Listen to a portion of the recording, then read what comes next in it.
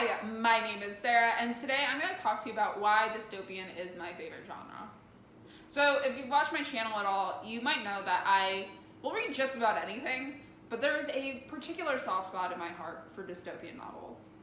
So today I'm going to try my best to articulate to you why I love dystopian so much, and hopefully convince you to read a little bit more dystopian yourself. So the first reason that I love dystopian novels so much is good dystopian novels force the author to really do thorough and thought out world building. There's nothing more interesting to me than being able to poke around in a world, to think through what would it be like if I was there? What would it be like? How would I react? What if my family setup was that way? In order for a dystopian novel to be convincing, the author has to think through the ramifications of whatever their setup is. Take Scythe, for example. One of my favorite things about Scythe is the really deep and complex world building that they have. Neal Shusterman does an awesome job of just including these little details that you would have never thought about. For example, now that everyone's essentially immortal, how do family dynamics change?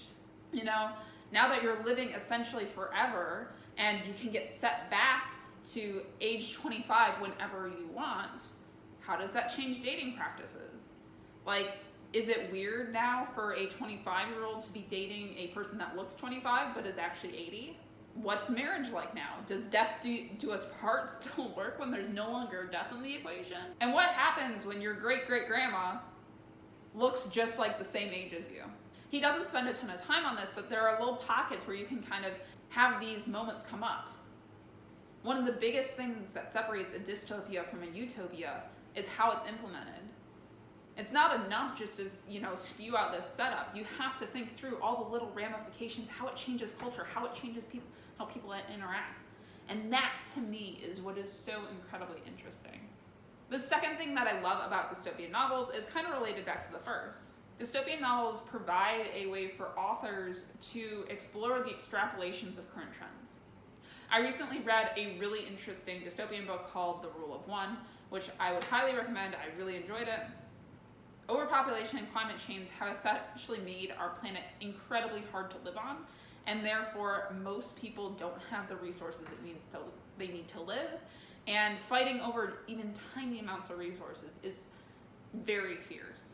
There's actually a ton of different novels that basically take spins on China's one-child policy and make them into dystopians. This is one of the ones for me that I've really enjoyed, and just the fact that these are trends that are already existing, and it allows the author to really just crank everything up to 100, to think through what's the first resource that goes, how do we fight over these things, what do people use as substitutes.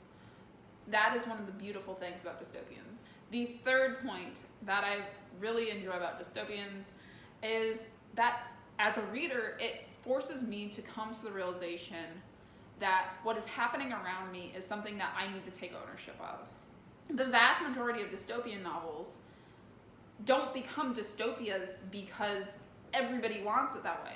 A lot of times, it's a small group of people with powerful voices that are vocal, and a complacent majority that allows these things to happen. Vox, in particular, really explores this topic.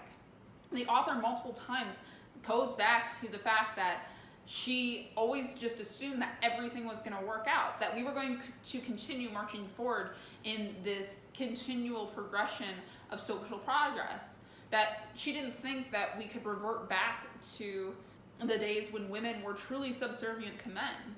But because there was such a large population that was just complacent and just assumed it all would work out, that's what happened. Dystopian books are a really good reminder that we need to be always critically taking stock of what's happening around us, and that we need to take the onus to be activists in what is happening. The final thing that I really love about dystopian novels is it gives authors a license to have an unhappy ending. There's a lot of genres where an unhappy ending will feel very unsatisfying, but dystopians, because of the setup of them, actually make an unhappy ending the logical one. For a happy ending in dystopian, you have to go through a lot to justify why it is happening that way. And so it gives authors basically, in my mind, kind of this out that they're allowed to have an unhappy ending, and that they don't have to make all these plot holes in order to make everything all good at the end of the day. And I really enjoy that. I enjoy the fact that whatever the ending is, it usually is more thought out in dystopians in general. A lot of times in dystopians, I end up feeling a lot more satisfied at the end. Those are the big things that make dystopians my favorite genre. I would love to hear from you what your favorite dystopian book is, and if you agree with my points, so feel free to comment down below and tell me about what you think about dystopian. Otherwise, thank you so much for watching. I really appreciate it.